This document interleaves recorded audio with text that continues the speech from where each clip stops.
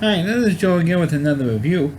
For the sake of this video, I'm going to be discussing, since it's, we're less than a week from the 2022 Oscar Awards, I figured review an Oscar-winning movie, which is something I haven't done on my channel for a long time.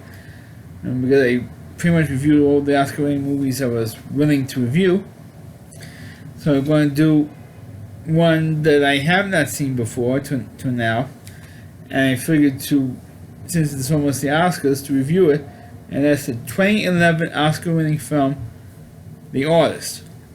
Of course, this movie, like I just mentioned, it won the Oscar for Best Picture for 2011.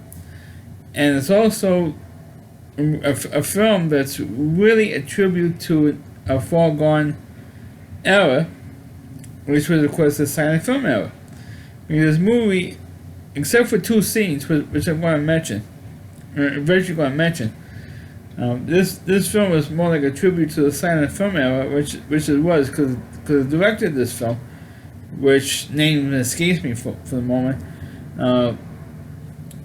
was a fan of wanting to do like a tribute film to the silent film era, which kind of did it in the movie Singing in the Rain. Actually was kind of like a tribute to the silent films were ending and the talking films were beginning. It's almost kind of like the same premise as that, and not only that, I think this movie had a big influence, had really two films with a big influence on The Artist. One was Singing in the Rain.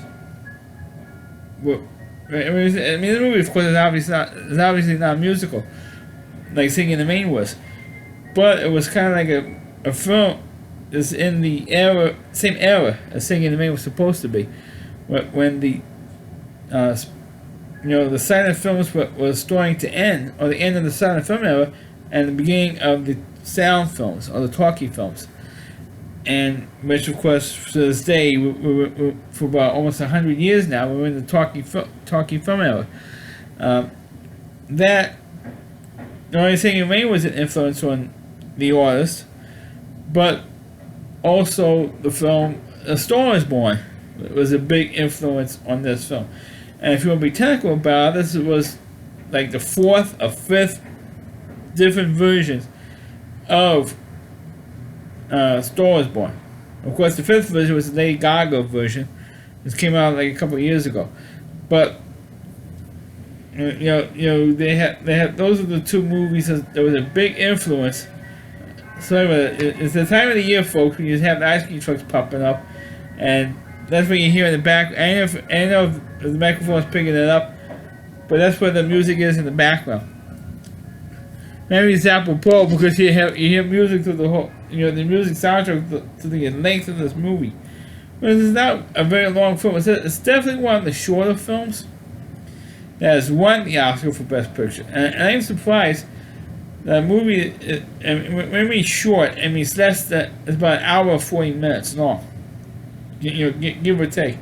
So it's, I'm surprised that a movie that's this short won the Oscar for Best Picture. Because usually when you think of Oscar-winning movies, usually movies is at least 2 hours long, if not 3 hours long, in some cases, and usually when a movie is this short, the movie that's this short usually gets punished in the Oscar Awards because it's too short.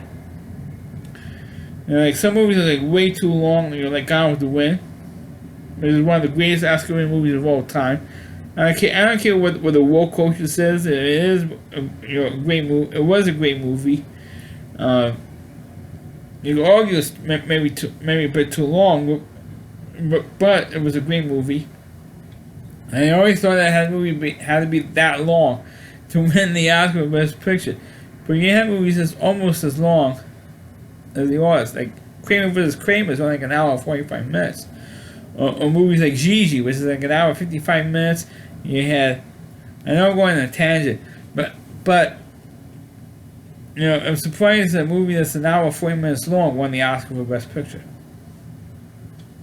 Well, the plot of The Artist, for those of you who don't know, and I can understand why people today won't watch The Artist for two reasons. Number one, it was a silent film, And number two, Harvey Weinstein was the producer of this film, and his company, the Weinstein company, the Weinstein brothers,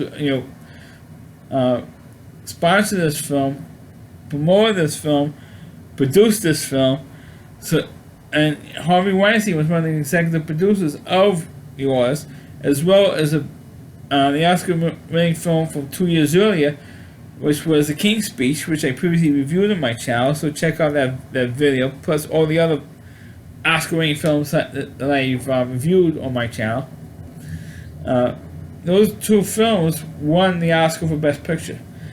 And of course now, because Harvey Weinstein's company was behind it, there's backlash against these two films because of Harvey Weinstein and him going to be in jail for the rest of his life because of all this, the sex couch stuff that he was into.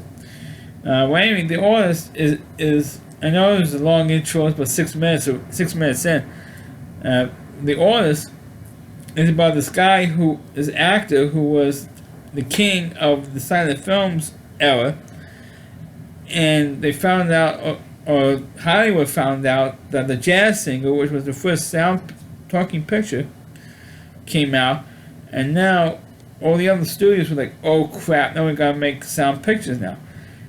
And so the actor was involved, and I forgot the guy's name who played the part, but he won the Oscar for Best Actor for this role.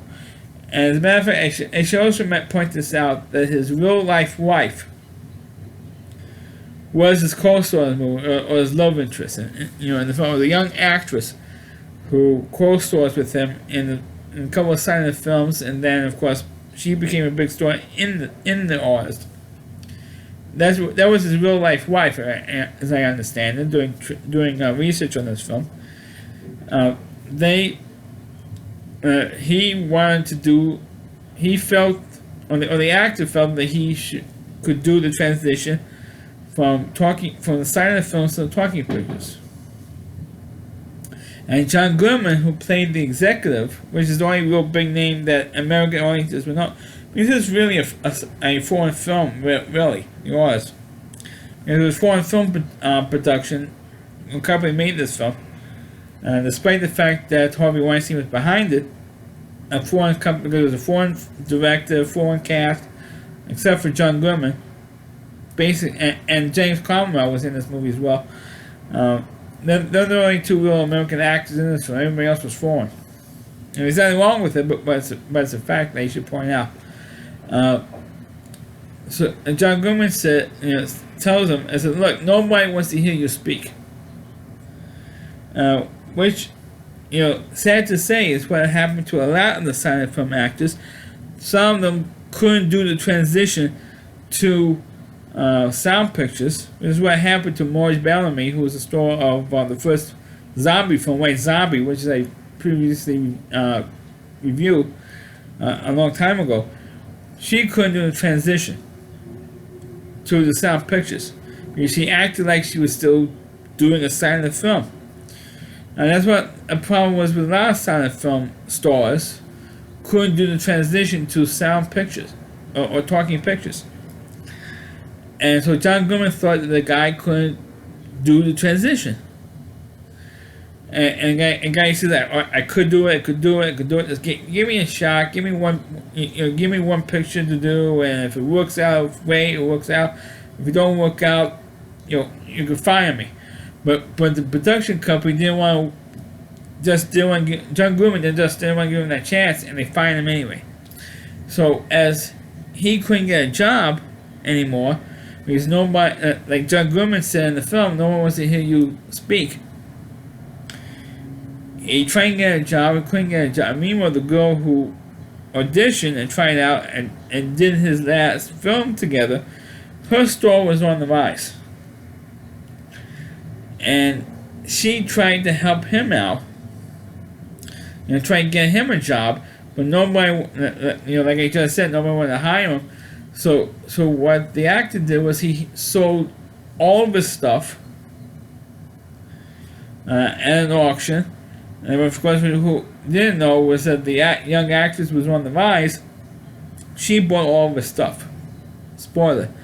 And of course, what he did was he went nuts, pretty much, because he knows that, you know, he sold everything he could possibly sell, and he doesn't have any money because he can't get work.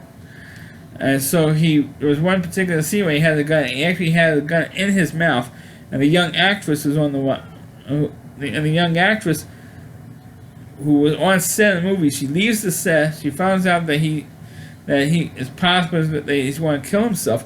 So she drives through his house, and she saves his life. She stops him from killing himself, and they two, fell in love, and I think they got married at the end of the film, which is different than what you had in the 4 different versions of A Star Was Born, where the guy successfully kills himself in the other 4 movies. But this time they changed the ending, saying that he does not die at the end of the film, even though he was about to commit suicide. And she decides to give him a job, or she worked his way to get into a job with a musical, or like a Ginger Rogers Fred Astaire movie type thing, where they do dancing sequences together in the next film, which is what they did. And John Goodman says, let's do that picture. I said, with the two of you dancing, do a dance picture. And John Goodman was actually, after he saw the 2 actors dancing in a scene, and I found out it took about 10 weeks, 10 to 32 weeks of rehearsals, in reality for that dance sequence in the end of this film. And John Goodman was open to the suggestion to do a dance film with these 2 actors. He was willing to do that as a sound picture. And that's pretty much how the movie ends. And as I said earlier, there were 2 scenes where he actually did have sound in this movie, not just the musical soundtrack that you usually have in a silent film. There's one scene where the actor found out that they were doing talking pictures, and you do hear sound.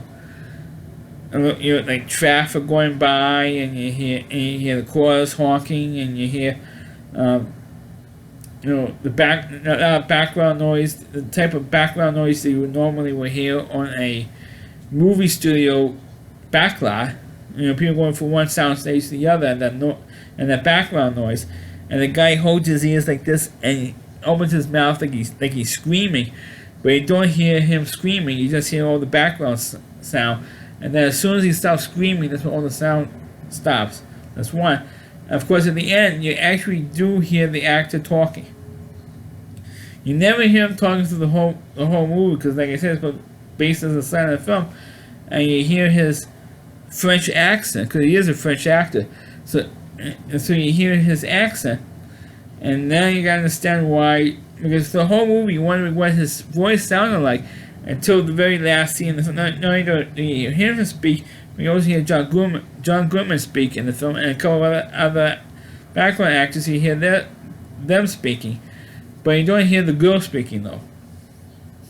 Which is a bummer, because you want to hear her voice too, and you never hear her voice in the film. And she also gave a good performance. I think everybody gave a great performance, and you can understand why this movie won the Oscar for Best Picture, even though it's a tired old gimmick doing a silent film. And it is the first 100% black and white film that won the Oscar for Best Picture. For the first time, I think maybe since the 60s, or even before that, maybe in the 1950s, when so it had a mixture of black and white and color films.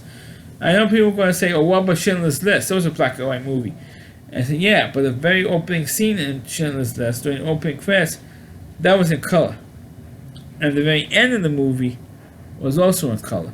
So even though Schindler's List is about a 3-hour, 15-minute movie, it was about maybe approximately about 3 hours of it, or 3 hours and 5 minutes or so, thereabouts, was in black and white, and approximately about 5 to 10 minutes of it, last 5 minutes was in color, and the first minute or two was in color. And the rest of the movie over 3 hours, was in black and white. So it's not completely a black and white film, less. So, but the Artist was 100% black and white. But it kind of ruins it if you're doing a completely silent movie. You shouldn't have those two scenes when you have sound in it. And I mean, it kind of like ruins the illusion. It's supposed to be a silent film throughout. Those two scenes kind of ruined it for me. Really didn't expect that at all. It's true, it was the first time I've seen this movie, but it comes out of left field. I think you didn't expect it, because I knew it was a completely silent movie, but I thought it was maybe half of it would be a silent film and the rest would be in sound when the studio transfers to Sound Pictures. But that didn't happen. That didn't happen either. But I was quite surprised. I actually enjoyed this movie more than I enjoyed Nosferatu, which I previously just reviewed recently as a silent film. But I mean, I kind of see why this movie won the Oscar for Best Picture. I can see why, because it was technically a well-made film. Maybe not my cup of tea because it is a silent film. Maybe it's not yours either. But to me, it felt like it worked. So that's my review of the movie The Artist. Please click on the video, please rate it, please subscribe to my channel, please forward this video to your Facebook pages, and you can check out all my reviews and on my YouTube channel at rallyc.com, that's all WDY, and c.com, that's a homepage and rally reviewer, Chris Lee Moore, and please check out all of his videos on this website.